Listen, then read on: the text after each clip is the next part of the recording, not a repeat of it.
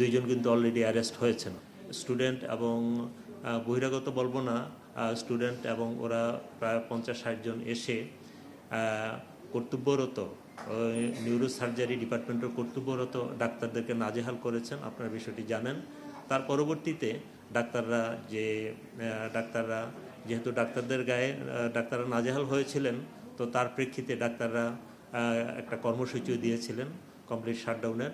পরবর্তী পর্যায়ে আমাদের মাননীয় উপদেষ্টা মহোদয় ওখানে গিয়েছেন, দীর্ঘক্ষণ আলোচনা হয়েছে, স্টুডেন্টদের সাথে আলোচনা হয়েছে, ডক্টরদের সাথে আলোচনা হয়েছে। আলোচনার প্রেক্ষিতে ডক্টররা তাদের কর্মসূচি প্রত্যাহার করেছেন।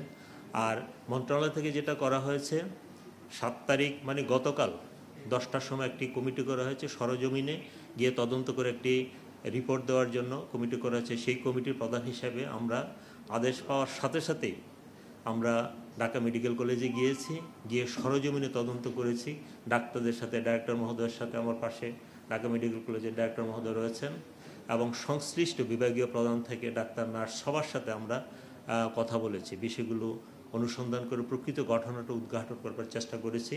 উদ্ঘাটন করে আমরা এসেই রাত্র 11টা পর্যন্ত আমরা কাজ করে কালকেই আমরা রিপোর্টটা দিয়ে দিয়েছি। সেই প্রেক্ষিতে এগুলি বাস্তবায়ন কিন্তু দ্রুত গতিতে শুরু হয়েছে। আপনারা জানেন গতকাল রাতে কিন্তু আমাদের এই ঘটনার সাথে জড়িত, অনাকাঙ্ক্ষিত ঘটনার সাথে জড়িত আক্রমণ করছে এরকম একজন কিন্তু অলরেডি কিন্তু আমরা শুনেছি যে 2 জন, একজনের নাম আমরা পেয়েছি, 2 জন কিন্তু অলরেডি অ্যারেস্ট হয়েছেন।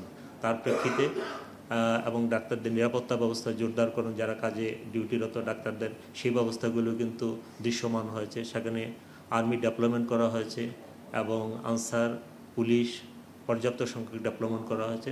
পরিস্থিতি অনেকটা স্বাভাবিক হয়ে আসছে।